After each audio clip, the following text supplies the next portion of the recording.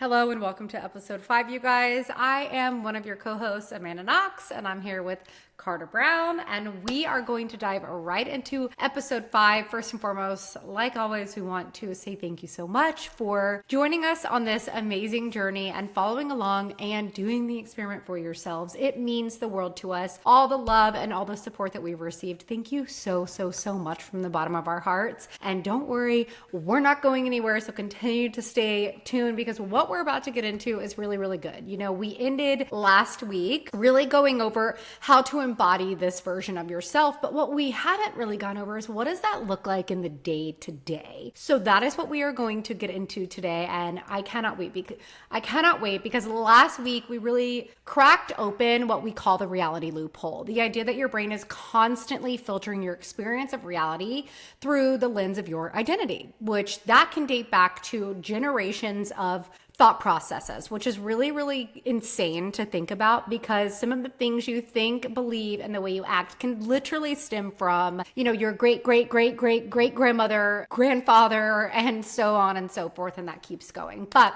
we talked about the Reticular Activating System, or RAS as we like to call it. And And this isn't woo-woo, this is actually science. Your brain is hardwired to match what you believe to be true. And I want you to think of your Reticular Activating System like a search engine. If you type into Google, why am I failing? Guess what? It's literally going to give you 1,000 reasons on why you're failing. But if you type in, how can I grow from this? Give me things to look for in my day that help me prove it's a great day. That's the results you're going to get. And you're going to get very different results from asking, how am I failing, to how can I grow from this? And it works, your RAS system works hard to prove you right? And that's where I like to say this thing, whether you think you can or whether you think you can't, you're right. Because that quite literally is how the brain works. Your reticular activating system. So the real question today that we're going to dive into is, what search terms are you looking for in your life right now without even realizing it? Because a lot of people are telling themselves, why am I behind? Why can't I lose weight? Why am I always living paycheck to paycheck? Why am I struggling? Why do I keep attracting these same kind of people? And this keeps going with everything. You look at your life and you kind of go, why? Why does this keep happening to me? Why do we keep doing this? Well, guess what? By asking that, you've created a loop for yourself. And now we're going to help you figure out how to get out of that loop, because that is the most important thing to dive into how to live the kind of life you actually want. So I want you to take a second and think about the questions your brain has been asking on repeat. And how is that shaping your current reality? Are you doing those things? What are you asking yourself? What doubts are filling your mind? Are you looking at yourself going, oh my gosh, I can't lose weight, or I'm so this, or I'm so that, or why am I always broke, or why am I always struggling? Those kind of things. The problem is your brain is going to continue to look for things that create that, because that's the reality that you have actually created in your mind. So your life is going to continue to show, your life, your brain, your energy is going to continue to show those exact things. You know what? I actually have a good example about this that I'm dealing with right now. And I did my own mind shift experiment over the last few weeks. So the last 2.5 years, I have been telling myself that losing weight is hard. I don't know why. I have just been telling myself that it is. And then, I have done every which way to try and lose weight over the last 2.5 years.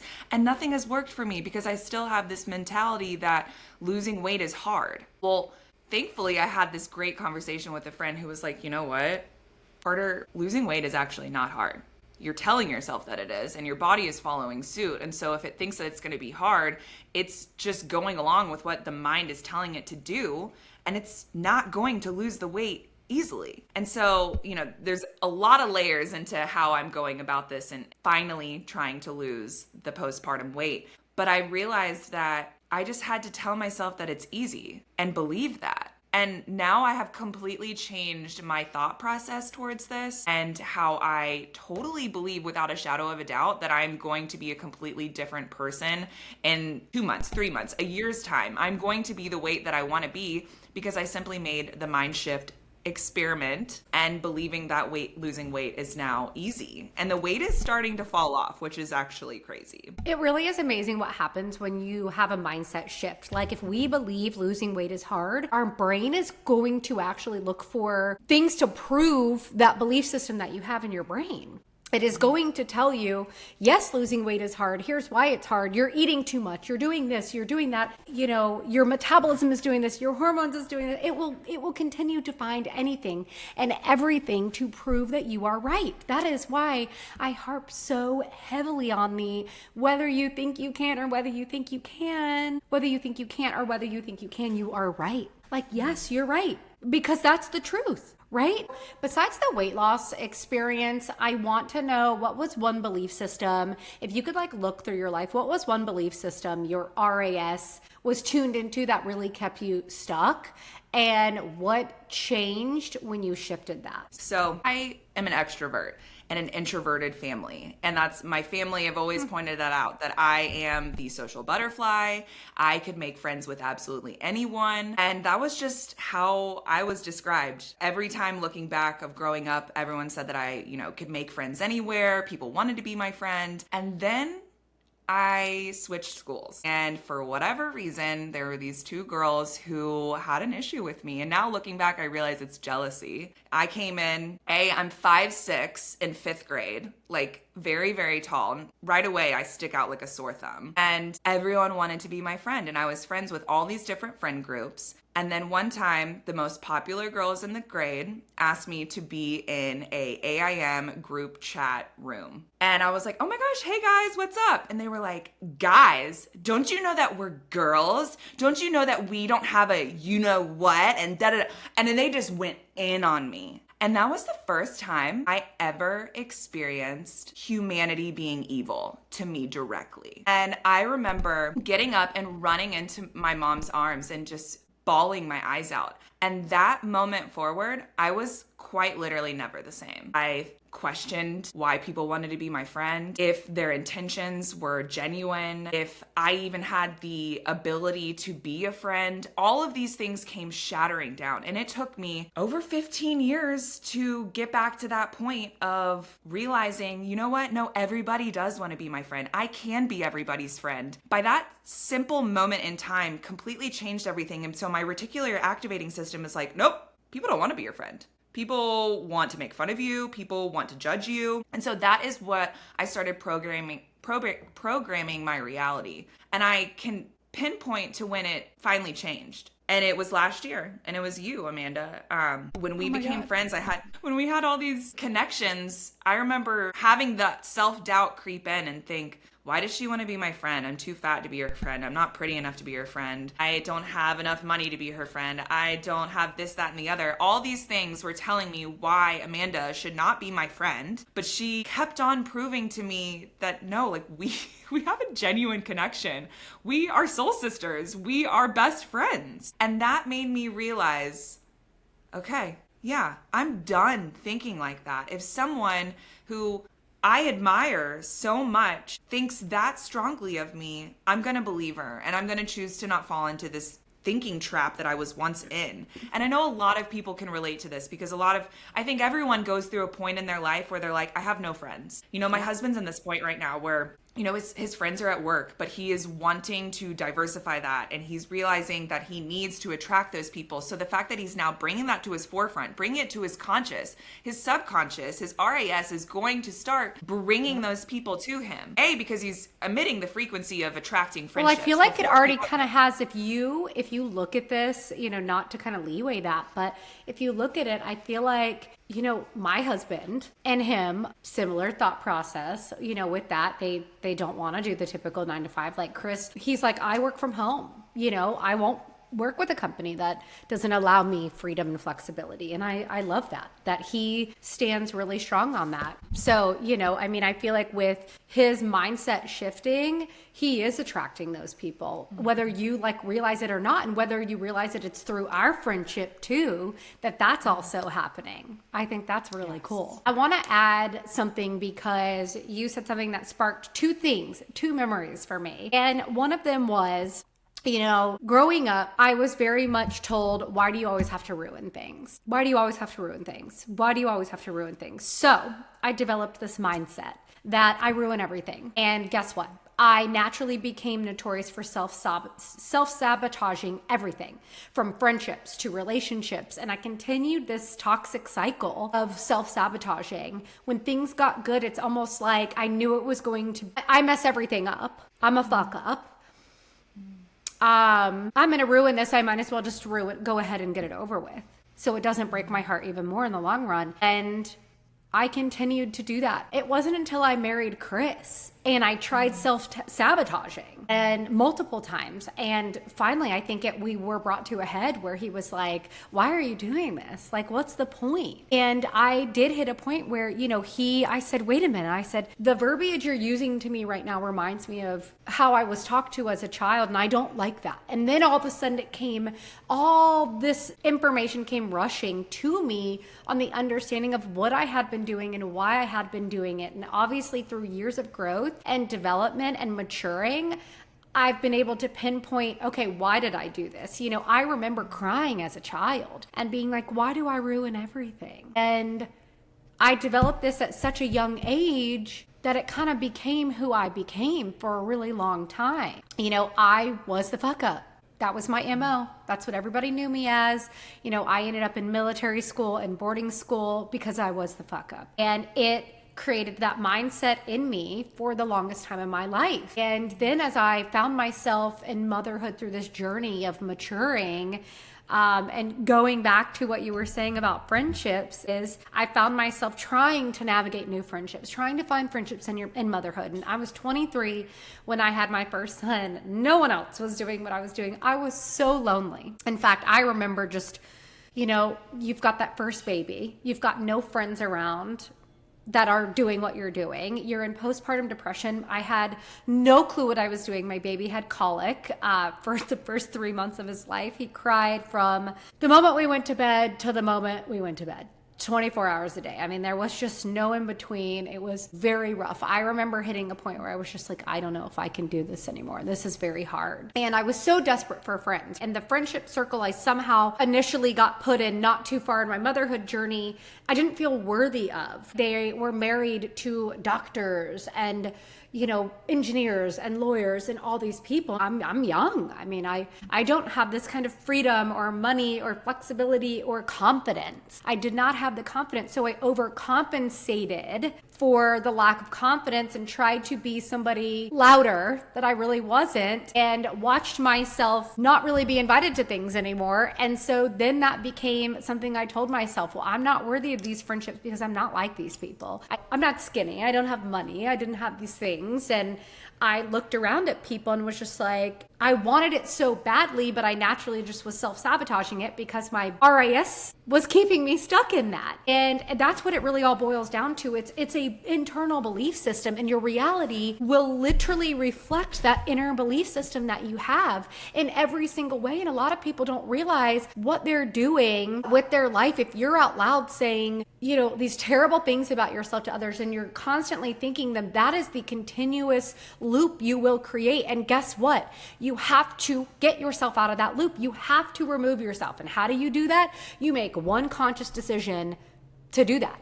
I think we should get into the gap that keeps most people stuck. And that's the identity gap. That's the space between who you are and who you want to be and who your nervous system still believes you are. Because you can say, oh, I'm this person, but you have to believe it. You have to feel it. You have to know it, right? It's not about laziness. It's quite literally neurological. It's a pattern and it's an energy that you create. And your subconscious is like a thermostat.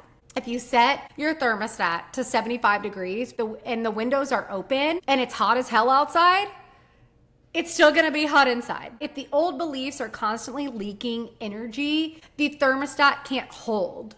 So throwing open all your windows midsummer and turning your AC on low and expecting it to stay cool in your house, but your windows are open, letting in hot air, it's going to create that leaking of heat. And unless you can close the gaps, you'll always drift back to familiar patterns. You won't be able to keep up with the temperature if you're keeping the windows open when it's hot as hell out and you're trying to run your AC. I mean, it's the same exact thing. You can try to align your life with that. And here's something I will tell you. You will be thrown some ish by life trying to prove that, does your nervous system believe this? Does your nervous system believe what you're telling it right now? That you are this, that you are that. You're telling yourself all these things about what you want in your life and who you are and who you're going to be and all these things. But do you fully believe it? Are you fully embodying it in every single way possible? That's like showing up online and only being one way online, but then not being that person also online. I mean, I can't tell you how many people I have met, and there's a disconnect of who they choose to be online, and then they're not embodying that person in real life. And that tells me they're not believing what they're saying online. Because if they were believing it, it would be in both areas. And you know what's crazy? It's funny you say that, because the number one feedback that I get, I am very just me. I quite literally, IDGAF is my motto. I literally don't care what anybody thinks about me. And I live by that. And I stand very firm on that. And so I will say it's amazing that the number one feedback I get is when somebody meets me in person after forming a relationship with me online. They're like, wow, you really are the same person in real life that you are online. And I'm like, I mean, yeah, why wouldn't I be? But here's the thing, I don't even think about that there's so much fakeness around us that quite literally surrounds us, because like you said, most people show up, but they embody this facade, but they don't believe it and embody it outside of social media. So it's a fake facade. And here's the thing, you might not be able to see it online, but your subconscious will see it.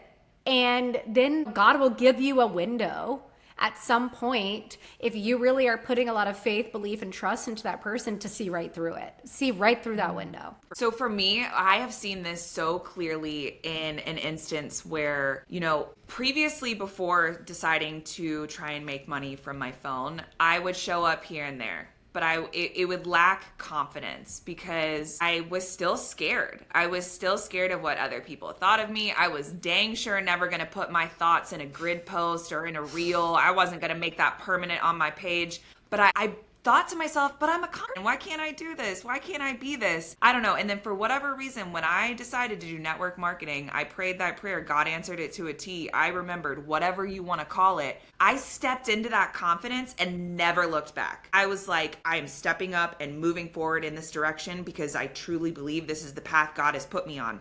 When I first started sharing about making money online, people thought I was hacked because it was such an antithesis of who I was. Oh, I'm not joking. Yeah. Literally, when I first announced that I was working with olive tree people, someone was like, hey girl, I just want to make sure, did you get hacked? And I was just really you? Yeah, because I literally decided to change directions and go another way and be like, you know what? I am that confident person. I am that high caliber woman. I am making all the money that I want to and achieve all the dreams that I have for myself. I can be that.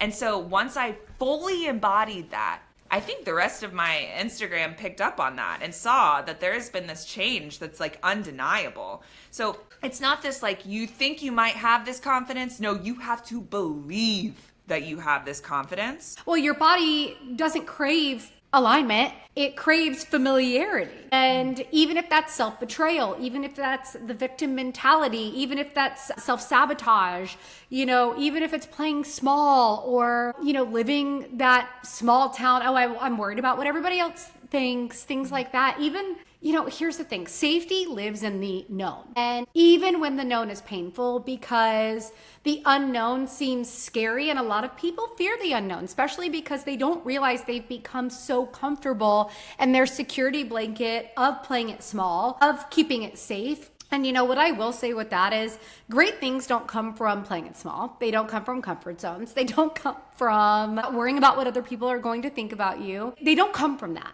So, I feel like we have to get into that identity gap. Like, where does the gap lie? If you want abundance, but you panic when your bank account balance gets low, you're not going to attract money. If every time you go throughout your day, you're checking your bank account and you're checking your email 40 times for certain things. And think about all these things that you do out of stress and fear. If you're wanting the opposite of that, why are you still doing those action things? If you want love, but you're still guarded and have a wall up because of heartbreak, you're not going to get love.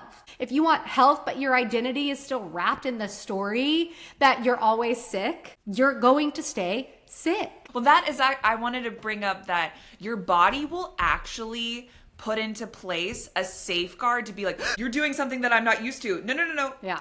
Like for me, when I started to do this coaching and sitting down and planning and doing all this, I would get this like little upset stomach, or like start to get a little bit of a headache going, or I would start to feel really tired. And that's my body reverting back to old ways, because that's the familiar feeling it's used to. You starting to work towards something that's better for yourself. Your body is like, wait, what? This is not what we've been doing for the last whoever knows how long. Well, I want to be comfortable. And I don't want to interrupt you, but I want to say what's crazy about that is I even watched you have some slight self-doubt on your worth. And I was like, don't do that. Do not do that. You are worth it. Well, and it is that those old patterns, those feelings that creeping back up, that is quite literally God showing you, if you want to embody this, I'm going to show you how to do it, but I'm going to test you to make sure you can fully live in alignment. And we think of that as other things, but it's really the fact that our nervous system is comfortable staying in that old space because that's just where we've been. We've been that way for so long, Well, sometimes people will take that like, I guess I'm not supposed to do this because I'm getting a headache right now. Like, no, you're falling into the old ways if you believe that. Like, that's why we're trying. That's why we're even having this podcast to start, is to have people realize that we all experience all the same things before getting to the next level or changing our lives. We all experience, it's the human experience. We all have these different things that keep us in familiarity, keep us in comfortableness. But we can step out of that. And it's not our body being like, oh, no, you're not meant for this. Like, no, it's a test. Exactly what you're saying. Yeah. And the headaches, the stomach, the stomach ache, it will go away because your body will then click in. Your RAS will click in and be like, okay, yeah, she's getting ready to sit down at her computer. This means go time. Yep. And you know what? I think this is the perfect time to segue into remember when we did that call where we did the visualization thing?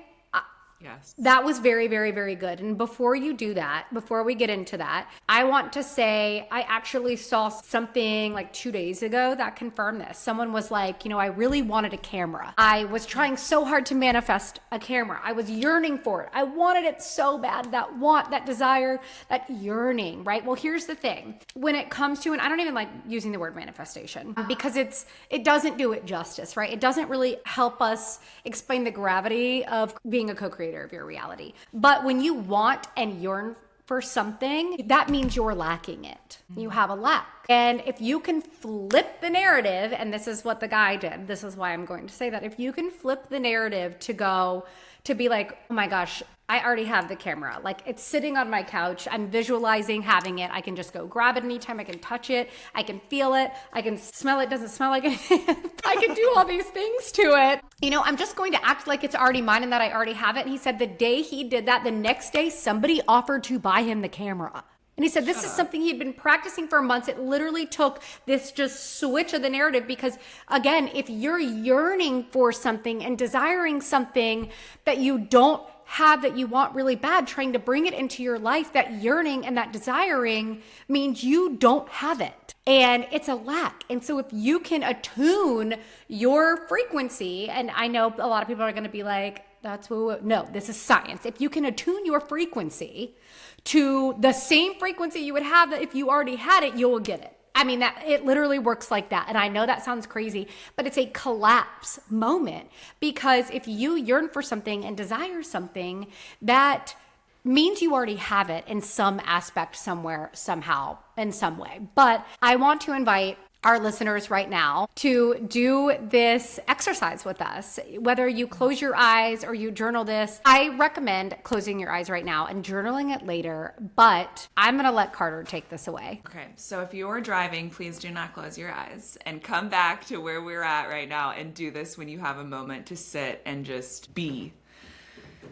Okay, so I want you to close your eyes. Don't cross your legs. Keep all limbs fully moving so all blood can circulate really well. And you take a deep breath. And I want you to envision yourself, your future self, whether that future self is a year from now, 5 years, 10 years, whatever pops into your mind. What do they look like? What are they wearing? Where are they? Who's standing next to them? Are they pregnant? Do you have babies with you? What debt have you paid off? What homes have you purchased? What dream purchased have you finally purchased? Where do you see yourself getting on that airplane and going to? What vacation are you planning for yourself? What job do you finally have? Did you finally write that book? Did you finally sit down and open up that paint and believe that you could be the artist that you always knew that you could be? Did you see, this makes me emotional. Do you see the smile that's on your face while you look into the mirror? How do you feel when you see her or him? Now tell yourself that you love you, that you have embodied everything that you have put your mind to, that you have envisioned yourself experiencing. Feel it, embody it. And when you close your eyes, you always think of that person and who that person is, because I'm telling you, that person is already inside of you and is yearning to come forward. But it takes action and steps into the right direction that you have to make and that you have to willingly choose to do. Are you going to take that step? Are you going to finally break that deep habit within yourself that you know is holding you back? Because when you let go of that habit, all of the other habits that you don't even realize aren't serving you are going to fall to the wayside. And you will step into the direction of the person that you're seeing between your eyes right now as you envision that person. Remember the joy that you're feeling right now. Remember the emotion that you're feeling right now and cling to that and remind yourself that you are that person. And one thing I really like to do after you've done that exercise is there's one thing that's popping in your brain that helps you envision of you being that person today. Go and do it. For me, when I first did this exercise, I don't know why I just saw a big pair of sunglasses I was wearing. And I went out and I bought those sunglasses because I'm stepping into that person today and becoming that person today and telling my RAS, I'm buying those sunglasses that my brain told me that I saw. I'm becoming that person. I am that person. Isn't that wild? I mean, I don't know why that had me in tears too. I was doing that exercise with you. And wow, the things that popped into my mind were just so beautiful. I want you to sit with that. Like if you just did that exercise, I want you to let me know how you felt. Did you feel any tension, resistance, and maybe doubt? Because if you did, that is where your gap lies. And you know, what's crazy is these patterns and the subconscious conditioning can actually be traced to childhood. And I know we have talked about this so many times where, like I said earlier, I was told I was a fuck up. Not exactly in those words, but in a way that I then embodied that person. I was the fuck up. I was the bad kid. So I was like, well, if you're going to give me that negative title, I'm just going to roll with it. I'm going to take it. That is who I am. And I did become that. I rolled with it. I was like, okay, sure. But here's the thing, it wasn't put and embedded in me because they wanted to create this person. It always stems from childhood conditioning on how things like that come about, how your parents handled certain situations. It is because how their parents handled certain situations, and so on and so forth. And I know we really, really harped on that last time when I talked about my email stuff, which is still so funny to me. People love that. People are like, that is so funny. And what's funnier is I actually told my mom, I said, oh, Mom, just so you know, I did talk about you guys on the podcast and the email stuff and how Dad used to email me. And she goes, used to? She's like, he still does email you. I said, I know, but now I just ignore it. I literally just don't open. I love you, Dad. I'm sorry. I just don't open them unless they're a bunch of links. But usually, now obviously we don't have the issues I did as a teenager. But again, when I talked to my mom about it, we were very open about, she's like, well, your dad had no direction. He had nobody to show him the way, and that breaks my heart. I mean, I love my dad so deeply and so dearly, but things that really stand out to me is I really lacked that deep fatherly love that I saw a lot of people get, that I love you, that doting over. And, instead I felt like I was just constantly a problem. So I became the problem. Or at the end of the day, all I probably needed was a hug and to be told how much I was loved. So, how was he supposed to know that when no one ever did that for him? And that probably stemmed from no one ever did that to them, to his parents, and so on and so forth. And, it's funny because I've talked to, my mom about grandparents and great grandparents and things like that. And I do know a lot of, relationships in my lineage were very cold. They were very emotionless. And I've always been somebody that has struggled with empathy and emotion. And honestly, I thought I was autistic. I didn't know what was wrong with me. And it just turns out I just never got that side of things in that way to understand it. So, embodying this as a mom has been a massive learning curve, and it's been very hard. And there have been days where I feel like I'm constantly failing because I feel like I lack a lot of stuff that I see a lot of other people embody, and I'm trying so hard to embody it. But when it's something that's been passed down for generations, being the person that breaks that generational curse is the hardest thing you could ever do. But what a blessing that, for me, I'm like, my ancestors placed this on me because they knew I could handle it. And that's how I choose to embody that now. And I know, that kind of got off topic a little bit from what we were dealing with. Well, I just want you to know that you are very empathetic. I would have never thought that you ever thought that about yourself. So thank you. Well, that is something that I have to work really hard for. I'm not going to lie. Very hard. I have to be very cognizant and very aware, and my brain does not work. It did not work like that. Ooh, see that? See that? That right there was a good example. My brain does not. No, it did not work like that. I have to be very, very aware now. And sometimes I still struggle and lack that awareness, but when it's brought to my attention, I'm like, okay, cool. Now I won't ever forget that. But it's not a thing that I forget. It's just that I don't know.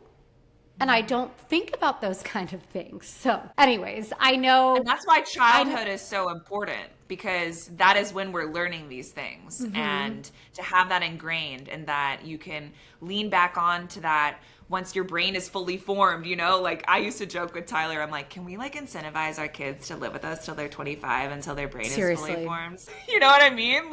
Is there something we can do? Buy them a $100,000 car or something, to really make them want to stay. Yeah, because once you get to 25, you're just that makes sense. I get that now. Well, you know what though? Something I really think we need to do before we get too far off topic is, if you're somebody that exercise met you with resistance, I want you to pause this episode, and I want you to go write down what it is that brought you pause and see if you can trace it back to a belief system that was instilled in you. Because I feel like the first start of change is tackling where that belief system stems from. And for me, it came from acknowledging it, accepting it, forgiving it, and realizing I didn't ever really blame anybody. I didn't understand it, but the more I realized this is where it stemmed from, the more I understood it, the more empathy I developed around it. And I was then able to get past it, if that makes sense. So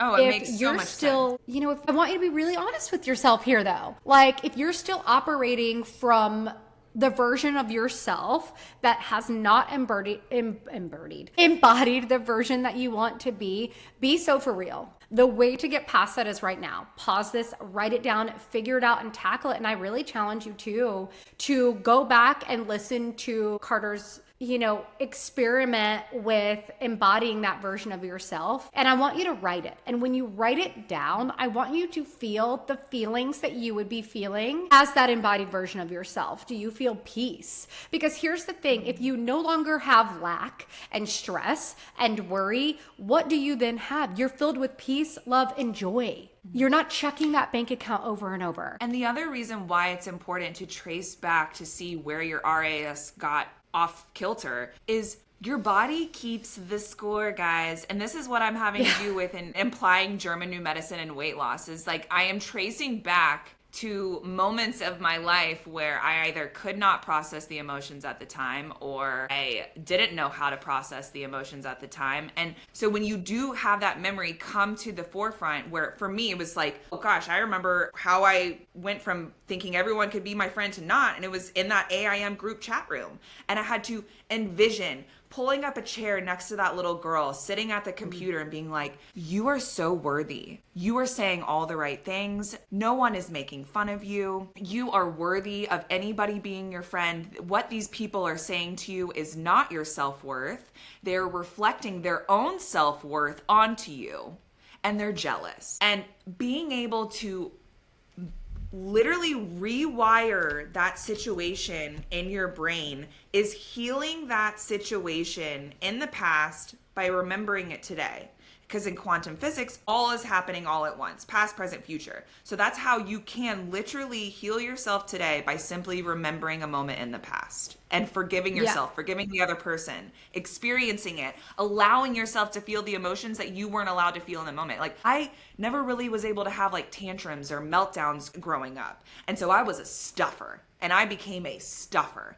And I realized that I was implementing that same thing in my own children, that I was not giving them the opportunity to have the meltdown, to feel the emotions, to process the emotions, and be like, it's okay that you're frustrated. It's okay that you're feeling this type of way about this. Process it and let's get over it with.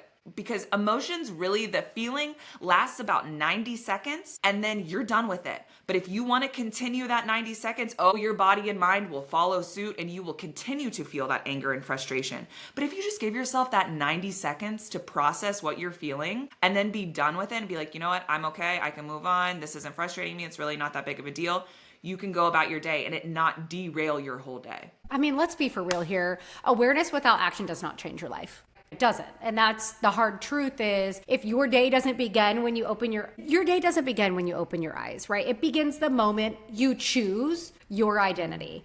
And if you're wanting to live the life you're picturing in the visual we did earlier, but you're waking up still doing the same things to keep you in the same current life and loop, nothing will change. Because nothing changes if nothing changes. Look at me, look at all these like Mel Robbins quotes, and I don't know where they come from, but listen, I love them. I don't even know who's quoting these things. I know I've heard them, but that is so true. Nothing changes if nothing changes. If you are somebody that wants to become a morning person, and Carter is a great example of this. If you want to become a morning person, but you're waking up at 9 a.m. and just, doing the same freaking things, how are you going to become a morning person? I mean, didn't you do an experiment that changed you to become a morning person?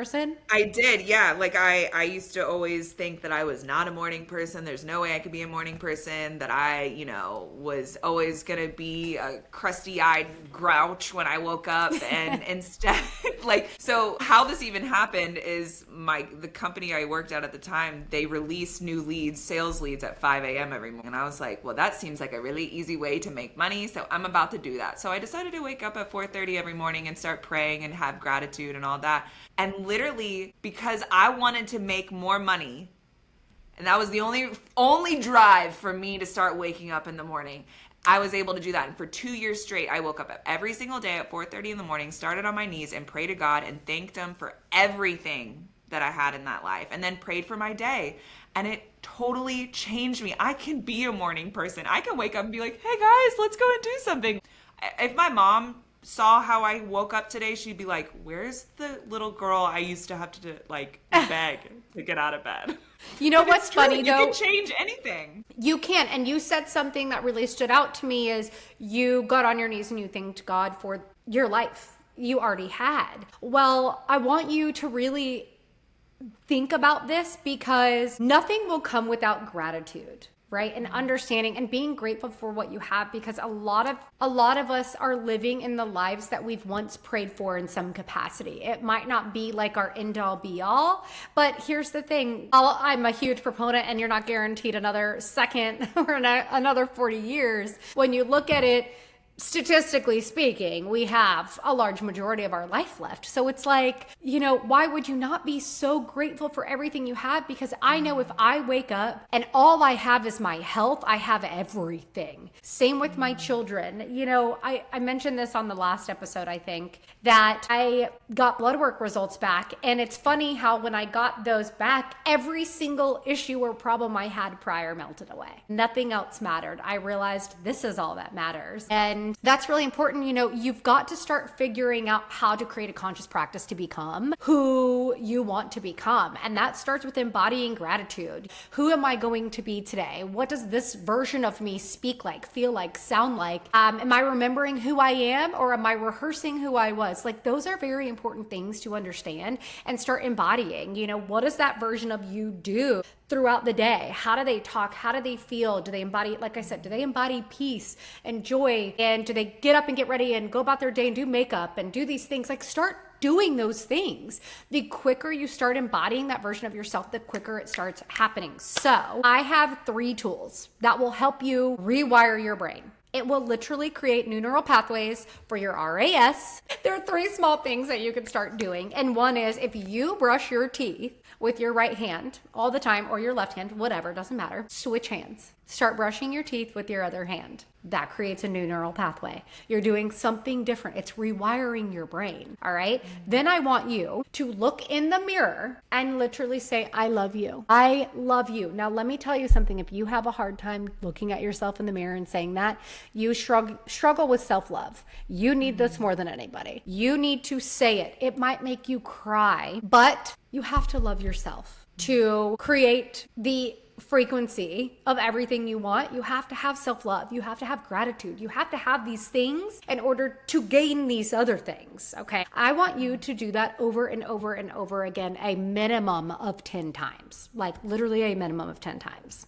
And like I said, if this feels hard, this matters more to you and should be done even more than you realize. Like, every time you look in the mirror, I want you to tell yourself you love yourself. High five yourself. Mel Robbins has this like high five theory in the mirror. High five yourself. Say, today's going to be a great day. Today's going to be the best day ever. We're going to do that. And then I want you to sit after you've done that work and really ground yourself. Embody that self-love now by taking deep breaths for 30 seconds. It's going to very much be like, take that pause. Do a minimum of 30 seconds. Slow, deep breaths in and out. Embody that version of yourself. And that is how you're going to rewire your brain. Because when you start to do this work, it slowly starts to lock that new identity into the body, because integration is physical and not just mental. So it might seem difficult. And if you feel that resistance, it's there for a reason. Keep freaking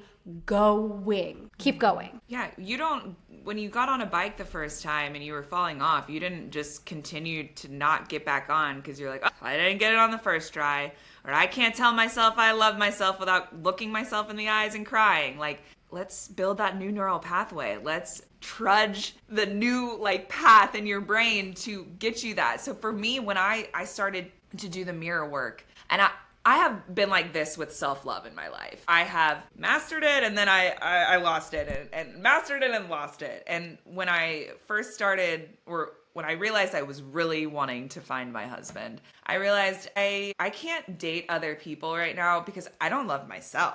Like, who would want to love me and I don't even love myself? So I was like, I'm done with the apps. I'm done doing that. And I just focused on myself. And when I first started doing that, and I would look in the mirror and tell myself, I love you, I struggled to make eye contact with myself. I was like, this is weird. Like, you would think it wouldn't be that difficult, but I just was like, how is this so hard for me to look directly into my eyes and tell myself that I love myself? But I chose to continue to move forward and get out of the uncomfortableness, get out of the potential tears that are coming down my eyes, the fact that I would look away a little bit. And now it's to a point where it's like a homecoming, where I can be like, I love you. I love every single thing about your body. I love the fact that you've got one toe that kind of curves to the side a little bit. You know, anything, any little last thing. I love all of my body. When I finish a workout now, I always tell myself, thank you for moving in the way that I needed you to move. Thank you for moving into the direction that I need you to move. And I am constantly pouring those blessings over myself, because that is how your subconscious and RAS works. It needs to hear these repetitive things over and over again to be like, yeah, I do love myself. I do. And before, I didn't, but now I do. And that's the incredible thing, is you continue to make the next step forward in the direction where you believe change is happening, and don't look back. You might step back into past ways. You know, there are times where I lean upon Amanda and I'm just like, I have not gotten it right today. I mean, that was us yesterday. It was. Yeah, it was. Like, literally. Well, and that's okay. And now we've both kind of embodied it in a form of acceptance. And that's how you should handle it. Like, I'm accepting this because, you know what? It wasn't meant to be. This specific situation just wasn't meant to be. And that is okay. You know, when you start going through this, you're going to start, it's like, it's kind of universal law. It's physics law. It's pendulum swing law on how you'll get setbacks and lessons and things like that to really make sure you're honing in and anchoring in. And so some additional things that you can really do to help yourself is, how would your future self end the day? Is there an evening shutting down? A ritual you can practice. And by ritual, I do not mean witchcraft, my friends, okay? I mean, like, my evening ritual is, I love to wash my face. I do my skincare. I make myself tea. I put on my castor oil packs and do red light therapy and sip tea. Then I brush my teeth. And then I can unwind. That is quite literally the ritual that I created. And it's funny because I remember at one point in my life being like, I can't wait to have like a really solid evening routine. What a weird thing to dream about, but it was a dream. You know, full circle hone in on this embodiment to embody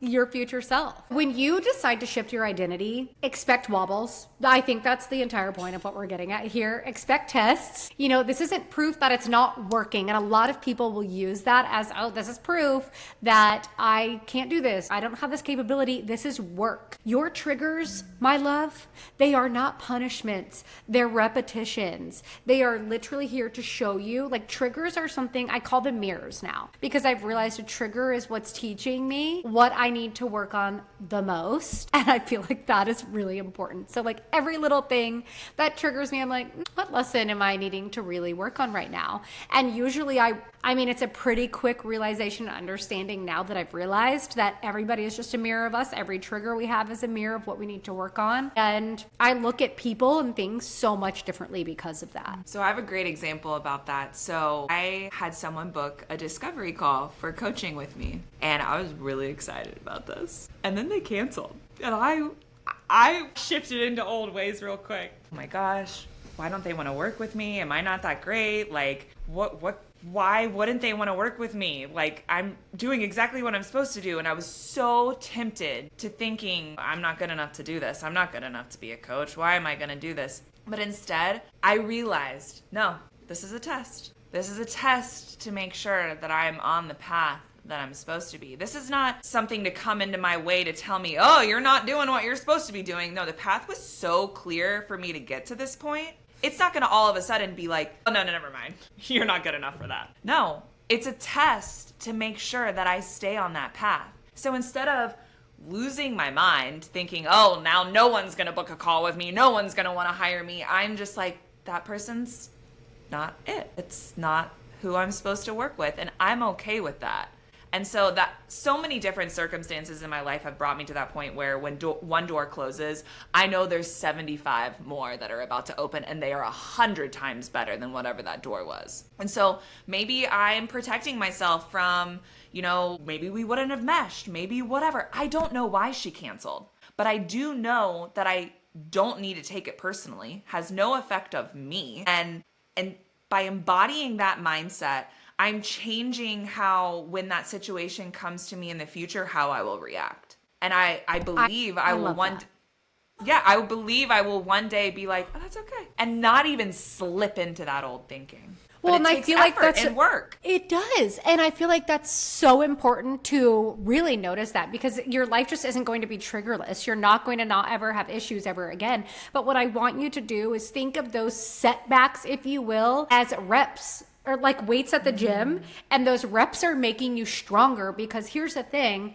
How would you have reacted a year ago in the same scenario? Oh my gosh. I probably Right? would have closed down the link and been like, no calls no more. No one's signing up. I'm closing up shop. Okay, well, this isn't meant for me. I'm going to throw my hands up. I mean, and most people would. Yes. Right? Yes. But it's a test. Most people think this happened, that was divine intervention that happened, and I'm not supposed to move forward. And it's like, the divine intervention was you being on the path, and it's just a test. It's just a test. I had this thought that came up when we were talking about something earlier, where we were talking about RAS and thinking about a moment where it was shifted. And I used to live in this apartment, and the girl that lived above me got a cat. And for whatever reason, this cat played all night long with the ball that would just like roll over all over my apartment. I mean, it was driving me nuts. I would wake up at 4:30 in the morning when I would go and pray, and I would hear the freaking cat. You know what I started to do? I started to pray for the cat. And but at the same time, I also reached out to the leasing office, and I was just like, hey, like, this is like not going over well for me. But I chose, instead of letting it derail me, letting it derail the prayer that I was having, I decided to shift that and be like, you know what, I'm going to start praying for this cat.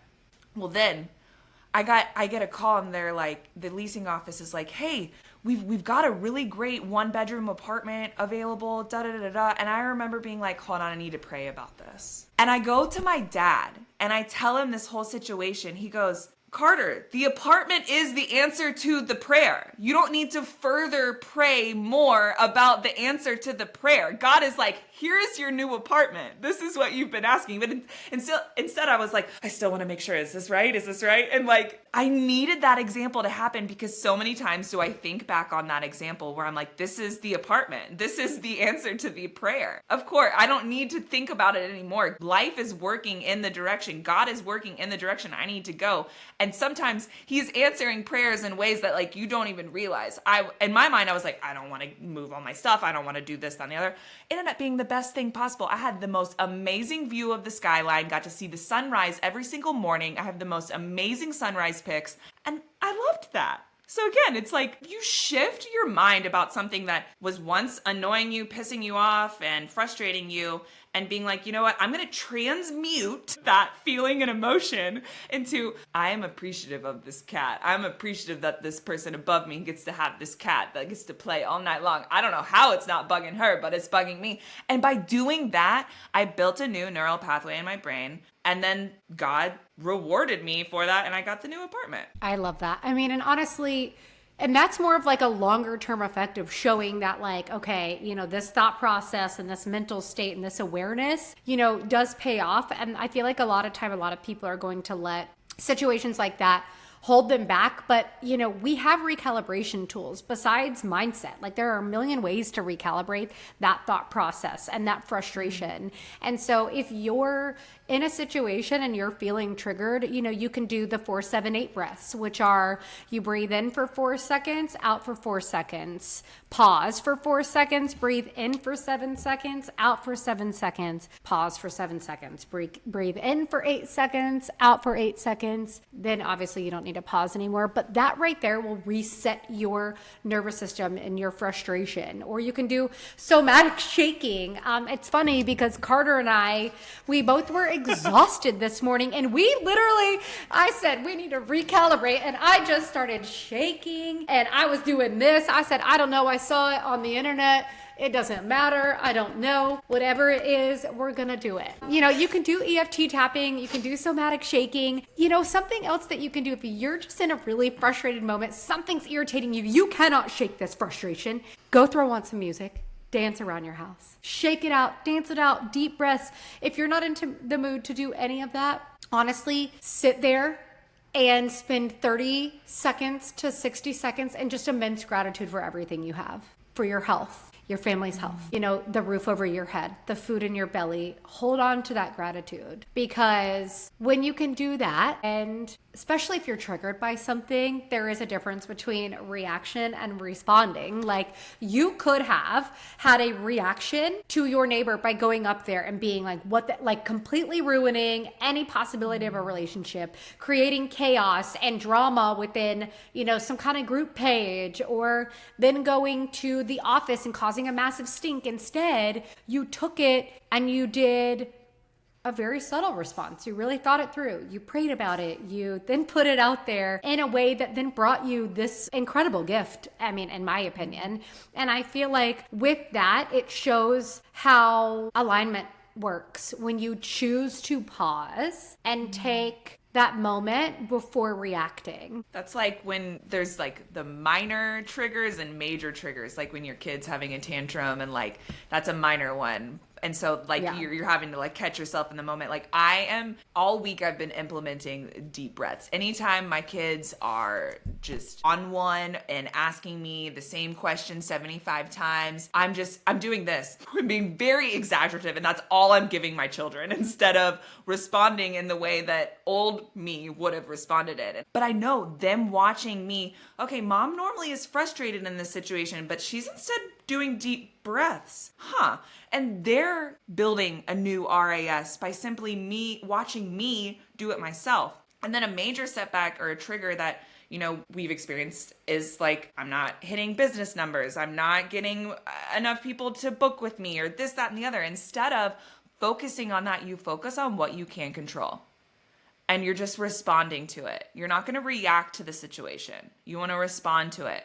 Thank you for giving me the confidence to do what I need to do. I know my business will turn around the way that it's supposed to. I know I'm going to hit the goals that I'm supposed to. Like, whatever you need to do, sift your brain. Because again, the 90-second rule, emotions and feelings last 90 seconds and then they're gone. But if you want them to last more than 90 seconds, your mind and body will make sure that you experience that longer than 90 seconds. That's so true. And here's the thing, I know we've kind of given you a lot of tools today, but you don't have to pick all of them. You don't have to do all of them. Pick one and really stick to it. It takes 21 days to create a habit. And if you can stick to something for 21 days, you've created a new habit, which creates a new neural pathway in your brain. And just by doing that one thing, it literally puts you on that path to the version of alignment that you want to be in. And I feel like me saying that version of alignment, that future self, it probably seems very taboo. A lot of people are like, oh, this is so taboo, whatever. But genuinely, if you can start to understand what it really, really means at that scientific level where the quantum physics meets consciousness and reality, you will understand that it's not taboo, it's not woo-woo, it's legit, and you can actually do it. I feel like it would be, what story you told me about Jim Carrey is really freaking good. And this plays in line with this perfectly. And I don't even know how we haven't even talked about it yet, because it's one of my favorite stories.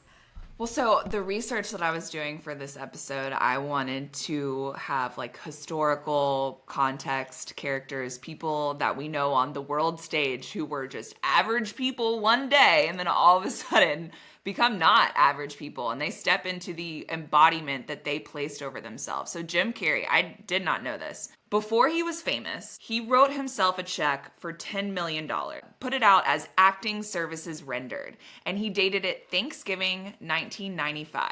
Well, just before Thanksgiving 1995, Jim Carrey found out that he would be paid $10 million for Dumb and Dumber. I don't know how it does not teach you that if you embody the person that you want to be today, that future person will become that person. Well, and he wasn't rich and famous when he did that. He lived in a one-bedroom apartment, which, there's a story that I love to tell when we do our training calls, and it's about bamboo. And what's crazy is bamboo is something like when you plant the bamboo seeds, you have to water them every single day for 5 years, okay? And you will see absolutely nothing from them for 5 years. But if you consistently keep watering the bamboo, it can literally, after 5 years, will shoot up to 90 feet in 6 weeks. That is exponential growth. because here's the thing. Those roots needed time to grow in order to anchor in enough to support a 90-foot stick, if you will. I mean, the real work is happening underneath. It's happening internally where you can't see it externally yet, right? A lot of people look at what I've done and they're like, wow, it's luck, or you have this following, or you have this, or you have that. But I'm like, what you don't see is the 10 years that I've put in and showing up every single day. You're looking at my chapter 85 and you're in chapter 1, but guess what? We all start in the exact same place, scared at 0 with no experience. And did I say scared? Because we do. No one starts having everything and knowing it all and knowing what they're going to do. But the thing is you've got to show up and you've just got to start taking action. With consistency though, consistency creates confidence. Consistency creates success. Consistency creates everything. Everything boils down to consistency. It boils down to creating those new habits. It boils down to removing the version of yourself that you're not enjoying, or you don't want to be in, or don't want to be a part of anymore. Stop doing those things. You have free will. You have the free will to wake up at a different time. You have free will to make just different decisions. You have the free will to embody the version of yourself that you want to become, and you have that ability to do it right now. Are you willing to water the seed even though there's no visible sprout yet?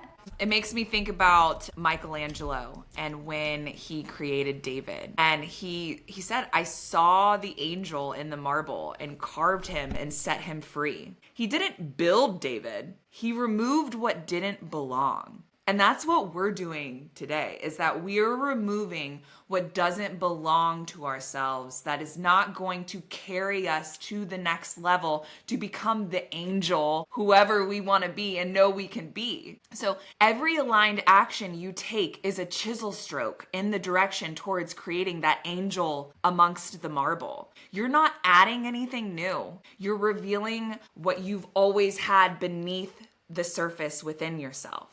And I just loved that connection of, I had no idea that's what Michelangelo said, is like, yeah, just removed what didn't belong. And that's exactly what we're doing, is we're shedding what no longer serves us, shedding what society and childhood and outside circumstances has placed on top of us, has weighted us down. But we're chiseling that away to bring forth who you know you are. Literally, that's it. And I love that. Michelangelo, I'm an artsy fartsy lady at heart. So I absolutely loved that analogy, because it is, it's so true. Like we've mentioned, you already are the version that you want to be. You just have to step into it. You're not stripping away. You're not changing things. You're just stepping into that version. And so, one of the things that we ask is, I want you to tell us what brought you resistance. Tell us what kind of actions you're going to choose and move forward and doing to try to step into this version of yourself.